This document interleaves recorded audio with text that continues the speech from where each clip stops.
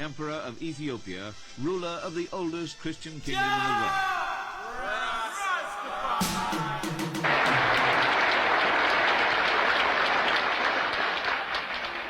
People who see this throughout the world will realize that even in the 20th century, in the heart of Africa, a nation stood tall against the tide of colonialism. Ethiopia, the only African country never to be colonized, was seen as a symbol of black resilience. And in 1930, the nation crowned a new emperor, Haile Selassie III. But in the Caribbean, thousands of miles away, his coronation sparked something unexpected. A movement, a faith, a messianic belief that would reshape history. But how did an Ethiopian emperor become the messiah of a Jamaican religious movement? To answer this, we must look to a prophecy, a vision spoken decades before Selassie took the throne. Marcus Garvey, a Jamaican political leader and Pan-Africanist, spoke of liberation, urging people of African descent to reclaim their roots. He famously declared, "Look to Africa, where a black king shall be crowned, for the day of deliverance is near." To many, this was just a call for unity. But to a small group in Jamaica, it was a prophecy, a divine message. When Haile Selassie was crowned Emperor of Ethiopia in 1930, he took the title King of Kings, Lord of Lords, Conquering Lion of the tribe of Judah. These were the same titles used in the Bible to describe the return of Christ. To believers, this was no coincidence. This was a sign. Haile Selassie's coronation was one of the most extravagant in African history.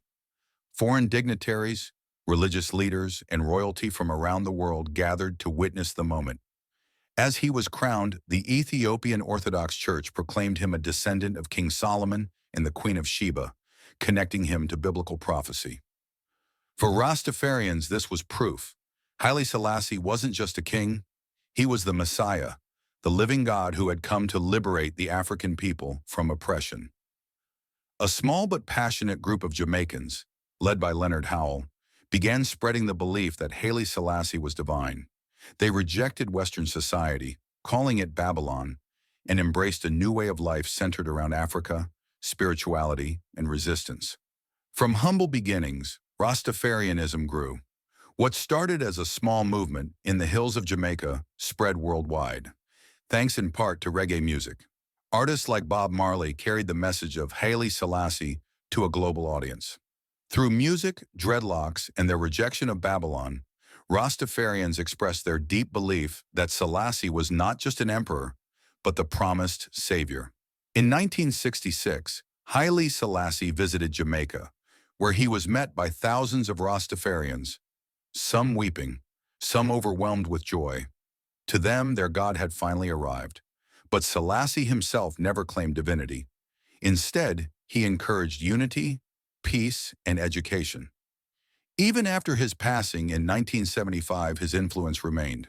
Today, Haile Selassie is still revered by millions, his name forever tied to the Rastafarian movement, his image still a symbol of hope, resistance, and African pride.